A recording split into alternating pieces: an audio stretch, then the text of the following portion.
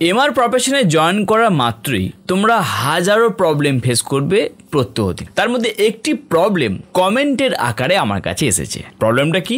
Sir, ডক্টরবাবু বলছেন যে product available করো কেমিস্ট্রির কাছে, তাহলে আমি লিখব। আবার ওদিকে কেমিস্ট বলছে আগে ডাক্তারবাবু লিখুক, তারপর আমি প্রোডাক্ট আমার কাছে রাখবো। এই সিচুয়েশনে আমি কিভাবে ডাক্তারকে কনভিন্স করব? আমি তো ডাক্তারকে আর বন্দুক রেখে বলতে পারি না লিখবেন কি লিখবেন না বলুন, তাই না? তাহলে এখানে আমরা কি করতে পারি? এটা বিশেষ করে হয় কোন কোম্পানির ক্ষেত্রে, খুব বড় হাউসে হয় না, মিডিওকার হাউসেও খুব একটা বেশি হয় না, হয় কোন কোম্পানিতে, লঞ্চিং কোম্পানি, লঞ্চিং হাউসে, কিংবা একদম বছর দুয়ে কাজ করছে, নতুন টেরিটরিতে কাজ করছে, এখানে প্রবলেমটা ফেস করে। তাহলে কি করা যেতে পারে? দেখো, আমি যেটা করেছিলাম সেটা তোমাকে বলতে পারি, অন্য পদ্ধতি বা অন্য প্রসেস থাকতেই পারে। সাপোজ আমি ধরে নিলাম যে ডক্টরের আশেপাশে দুটো মেন কাউন্টার আছে, মানে ডাক্তারবাবু যেখানে বসছেন তার আশেপাশে দুটো কাউন্টার আছে।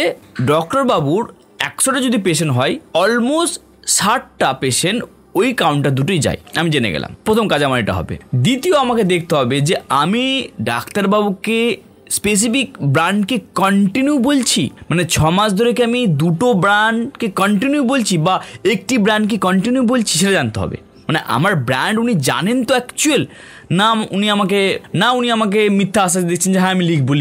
তাহলে আমাকে প্রথম দেখতে হবে যে আমার ব্র্যান্ডটা ডক্টরবাবুর মাথায় গেঁথে গেছে কিনা। তাহলে দুটো পয়েন্ট হলো। তৃতীয় পয়েন্ট, আমরা যেটা করতে পারি, ডাক্তারবাবু যখন বললো যে তোমার দুটো প্রোডাক্ট আমি লিখবো, এবার ওই দুটো প্রোডাক্টের আমরা কি করলাম, 2 করে 4টে, অর্থাৎ 4টে করে 8টা।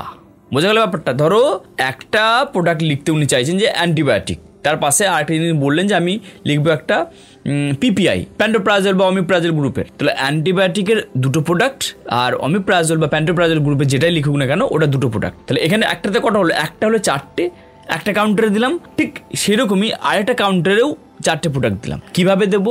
ওই 4টে প্রোডাক্ট আমি স্টকিস্টের ঘর থেকে নিয়ে আসলাম। সেটা কিভাবে নিয়ে আসা যায়? আমি স্টকিস্টের কাছে সাদা কাগজে লিখে নিলাম যে 4টে প্রোডাক্ট নিয়ে এলাম, মানে উনি কিন্তু বিল করলেন না। ওই প্রোডাক্টগুলো আমি দুটো কাউন্টারে দিয়ে দিলাম। দুটো কাউন্টারে দিয়ে দিলে কি হলো, প্রোডাক্টটা স্টকিস্টের ঘরে ছিল, সেটা আমার হস্তান্তরে আমি কি করলাম, দুটো কাউন্টারের মধ্যে ডিভাইড করে রাখলাম। এবার আমি কাউন্টারে যখন অ্যাভেলেবেল করে দিলাম, আমি কাউন্টারে একটা সিগনেচার করে নিলাম যে আপনি রিসিভ করেছেন 4টে প্রোডাক্ট হলো। এবার আমি যখন ডক্টরের কাছে ভিজিট করতে যাব, তখন আমি কিন্তু খুব কনফিডেন্সের সাথে বলবো, স্যার আমার প্রোডাক্ট অ্যাভেলেবেল আছে, নাও আজ থেকেই স্যার আপনি প্রেসক্রাইব করুন। আমি 100% আপনাকে গ্যারান্টি দিতে পারি যে আপনার প্রেসক্রিপশন কখনোই বাউন্স হবে না।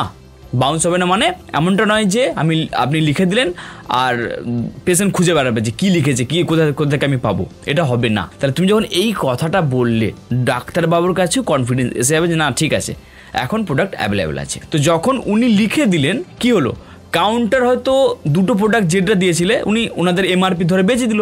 যখনই বেচে দিল, কাউন্টারের নামে পাকা বিল তুমি স্টকিস্টের কাছ থেকে এসে কাউন্টারের হাতে ফেলে দিলে এবং কাউন্টারের কাছ থেকে পেমেন্টটা নিয়ে স্টকিস্টের কাছে ফেলে দিলে। তাহলে কি হলো, ব্যাপারটা অ্যাভেলেবেল এবারে হয়ে গেল। কাউন্টারের এবারে কনফিডেন্স এসে গেল যে না, যখন দুটো প্রোডাক্ট বেরিয়েছে আমাকে তাহলে নিজে থেকে আনতে হবে স্টকিস্টের ঘর থেকে। নেক্সট টাইম যখন ডাক্তারবাবু লিখবেন, কাউন্টার তোমার প্রোডাক্ট অবশ্যই আনার জন্য উৎসাহিত দেখাবে। তাহলে ব্যাপারটা বোঝা গেল। এইরকমভাবে আমরা যখনই আমরা প্রবলেম ফেস করব, তার একটা সমাধান বার করার চেষ্টা করব। এইরকমই হাজারো প্রবলেম কিন্তু একটা এমআরকে ফেস করতে হয় ডেলি বেসিসে। কিন্তু প্রবলেম থাকার জন্য কিন্তু আমাকে স্যালারি দেয় না কোম্পানি, প্রবলেম সলভ করার জন্যই তো আমাকে স্যালারি দেয়। আমরা বলি না যে এমআর প্রফেশনে প্রচুর স্যালারি আছে, স্যালারিটা তোমার মুখ দেখে দেয় না, কিভাবে তুমি স্মার্ট ওয়ার্ক করে সিচুয়েশন হ্যান্ডেল করবে, এর জন্যই তোমাকে স্যালারি দেয়। তোমার যদি এরকম কোনো কোশ্চেন থাকে অবশ্যই কমেন্ট করো, আমি চেষ্টা করব যথাযথ অ্যান্সার দেওয়া। আর এই ভিডিওটা যদি ভালো লাগে থাকে অবশ্যই একটি লাইক এবং সাবস্ক্রাইব করতে ভুলো না। তো পরের ভিডিওতে আবার দেখা হচ্ছে। Thank you very much.